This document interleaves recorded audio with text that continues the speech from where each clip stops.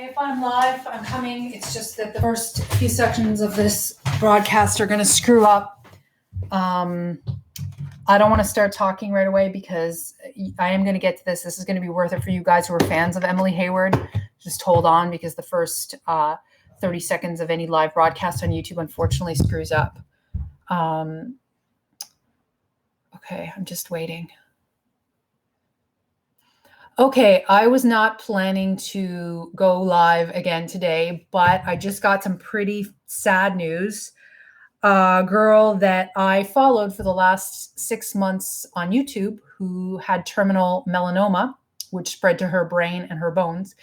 I just found out she died. So I think that this, other than Sophia, who was a girl who had metastatic hip bone cancer, who was very young. She was like 16 or 17.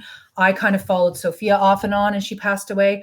I've actually never followed a YouTuber from, a certain point in their life until their death. So this is actually the first YouTube death that I feel quite deeply because I watched her. I got involved with her journey. And what was so inspirational about Emily was that she was always positive in the face of a very grave terminal illness. And she fought as best she could. Now, I know people are always describing cancer battles as battles or wars, when really it's just trying to cope with and eradicate an illness. And unfortunately, it doesn't always end positively, especially when you're younger. Once melanoma gets past a certain aggressive stage, at this moment, it's very hard to treat, barring certain new forms of immunotherapy. And I actually had contacted a doctor who was an expert in immunotherapy and had successfully moved someone from stage 4 terminal to no evidence of disease. So it's called an NED state, about Emily's case because I cared about her that much.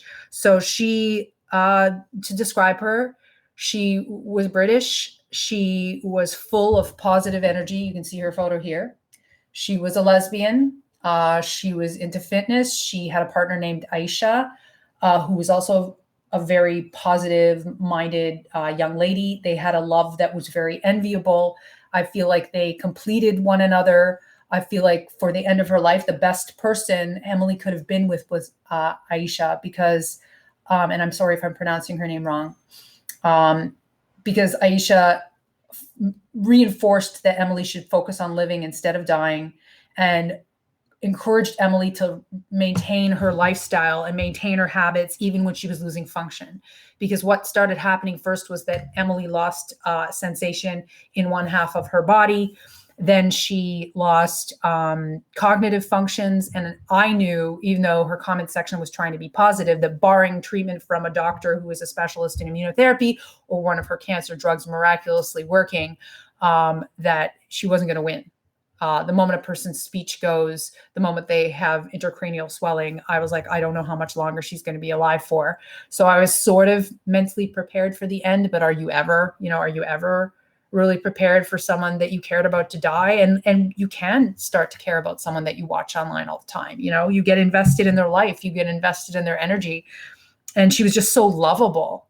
She was so incredibly lovable and so admirable that she continued to vlog at a high caliber and in a captivating way, even though she was as sick as any of us can pretty much get right before, the end of our lives. So I'm going to read what was said today on our Instagram. So basically it says, Emily Hayward says, so she basically wrote this knowing that she was about to die. So I think her wife published this posthumously. So this is the last words that Emily left us with. So it was, what's going on, guys? After 8 long years of kicking cancer in the ass, my body got tired. I achieved everything I wanted to and more.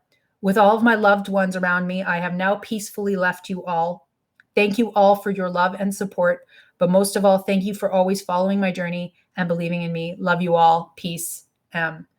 So, I know that my video about this isn't really going to reach her fans until after I upload this. I presume a lot of you aren't her subscribers because she had, I believe, 50 or 60,000 subscribers at her death.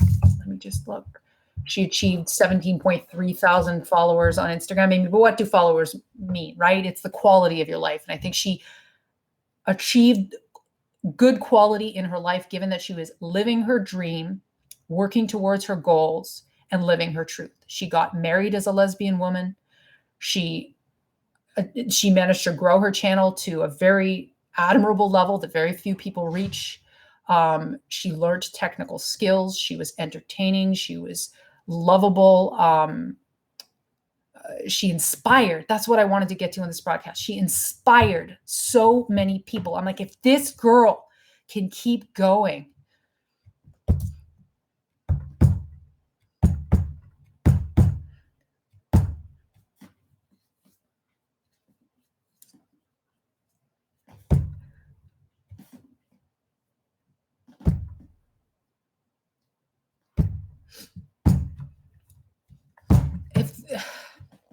if this girl can keep going when she's this sick, I mean, for fuck's sakes, none of us have any excuses, right? So I think that's why I watched her, because it helped me to like appreciate my life more. And so the most any of us can hope for is to have a positive impact on the world. And I feel like she did. So she left us with 51,980 subscribers. And her last video was "Cancer can't get any more emotion out of me," that she just had to live her best life towards the end. And I vow to live as she does. It doesn't matter if you're not, a subscriber millionaire or a millionaire, as long as you're living your truth and you're spreading that kind of positivity to yourself first, it will then extend to others. And I think it also provided a heavy dose of reality to people, thinking that, that said, it's not always your positive mindset that's going to get you out of things, but it will affect the quality of your life and the quality of your legacy. Like, I think people that were holding out for some miracle, it could have happened, but this is sort of a lesson in that don't wait for miracles to live your best life. So yeah. Thank you, Dizzy. I mean, I think right now it kind of serves as my, prayers for her, and like, I wanted to say thank you to her. Emily, if you can hear this, I actually tried to get you help with an immunotherapy doctor. I wrote to a natural health guru asking if there's anything you could do for, anything you can do for advanced melanoma. I was inspired by you. You kept me company when I would go hike in the park. You made me want to eat Subway, because she would always have her Subway salads. The love between you and your partner is something I would love to find. What else am I going to say? You were inspirational. I said that before. And yeah, I guess I'm sorry that you're gone. And I wish healing to your wife, Aisha. I wish healing to your family. I don't know. I hope that if you're here and you were one of her subscribers, can you tell me the impact that Emily had on your life? You're probably going to be saying this like post broadcast, because I'm not going to stay live forever for this. I think we're going to probably end towards the 10-minute mark, but I'm going to read some of the things that people wrote to Emily. So,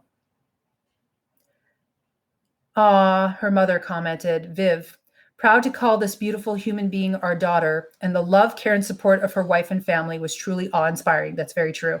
Emily checked out too soon, but did not waste a moment ever, which is exactly what I had said earlier. So Pee Wee Toms, who's another UK cancer vlogger who is still alive, but he's also been diagnosed with a rare form of terminal cancer. You could go check him out.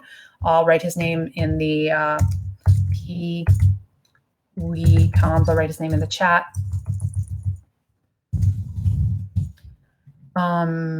He wrote, my heart just sank. I actually have no words, just love and admiration.